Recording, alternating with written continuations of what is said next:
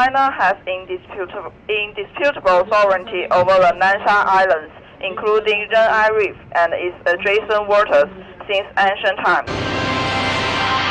Bago makarating sa Ayungin Shoal para maghatid ng supply sa mga tropa sa nakasadsad na BRP Sierra Madre, 3 beses daw nag-radio challenge ang China sa mga barko ng Philippine Coast Guard.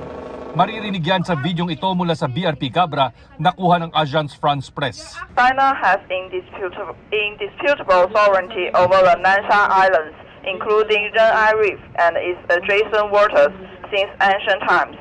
Ganito rin ang nakuhang babala ng BRP Sandingan. Sinagot yan ng Philippine Coast Guard sa videong ito nakuha ng PTV. China Coast Guard Vessel 3302. This is Philippine Coast Guard Vessel BRP Sindangan MRRV 4407.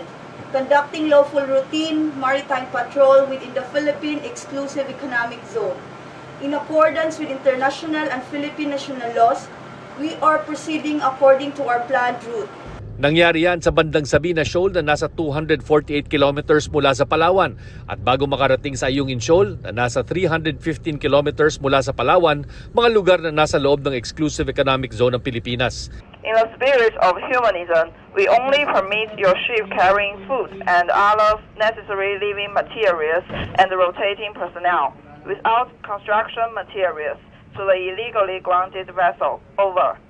Matatandang umaalma ang China sa pagdadala ng construction materials para sa pagkukumpuni ng BRP Sierra Madre, ang nakasadsad na barko sa Ayungin Shoal na nagsisilbing outpost doon ng Pilipinas.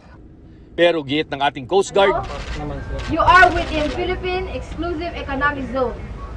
Your action will affect Philippine-China relations and will be reported to concerned authorities. Over. Pero maliban sa mismong mga bangkang may dala ng supply, walang ibang gustong padaanin ng China sa baybanta. Government vessels are not allowed to enter. To avoid miscalculations, leave and keep far off. Otherwise, you bear full responsibility for all the consequences. Sabi ng PCG, para wag magkabanggaan, you are requested to stay clear from our passage in accordance with the collision regulations. Over. Kaya mistulang nakipagpatintero na naman ang mga barko ng PCG at mga ini-escortan nilang supply ships sa mga barko ng China Coast Guard. Sa kuhang ito ng Agence France Presse, makikita ang pagbuntot ng malaking barko ng China Coast Guard sa maliit na supply ship. Sa ilang pagkakataon, makikita ring tumatawid ang mga barko ng China sa daanan ng barko ng Philippine Coast Guard. At sa isang punto, huminto pa mismo sa harapan ng PCG ship. Sabi ni Coast Guard Commodore J. Tariela, kapuna-po ng mas maliliit ng barko ang humarang sa resupply mission ngayon. The David and Goliath optics. Every time we capture that photo, they are being widely condemned in different parts of the globe. So they now modified their style. They deployed smaller vessels. Habang nangyayari ang lahat na ito, kapuna-puna naman na umaaligid ang eroplanong ito na may nakalagay na Navy. Ayon sa AFP-TV, isa itong P-8 Poseidon plane ng US Navy.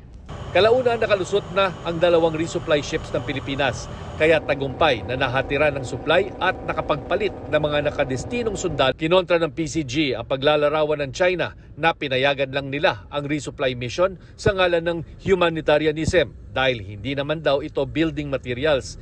The videos and the photos are telling that there's no humanitarian consideration or humanist consideration that they have extended. They are willing to block the resupply boats of the Philippine government. Ipinauubaya naman ng PCG sa AFP ang investigasyon kung paano na... Mike 305 sir, nag-activate na ng water cannon. Sa video naman na ito na mula kay AFP Chief of Staff General Romeo Bronner Jr., makikita na pinagana ng isang China Coast Guard ship ang mga water cannon ito. Hindi man ito ibinuga sa mga barko ng Pilipinas. Sabi ni Bronner, matuturing na paninindak ito. We can say that they were flexing their muscles. No? Parang pinapakita nila na nandito kami at ready kaming gamitin itong mga water cannons. Pinabulaan na to make arrangements or even ask permission from them. Because unang-una, yung barko na yan is a commissioned ship of the Philippine Navy. Ang mga civilian ship na Onaiza May 1 and 2 ang may karga ng supply sa dinala sa BRP Sierra Madre. Sila rin ang nakaranas ng pang-water cannon noong August 5. Sabi ni Bronner, pwede naman daw nilang gamitin ang mga barko ng Philippine Navy sa ganitong misyon. Pero Sa ngayon, hindi muna natin ginagawa para lang hindi tumaas yung tension dun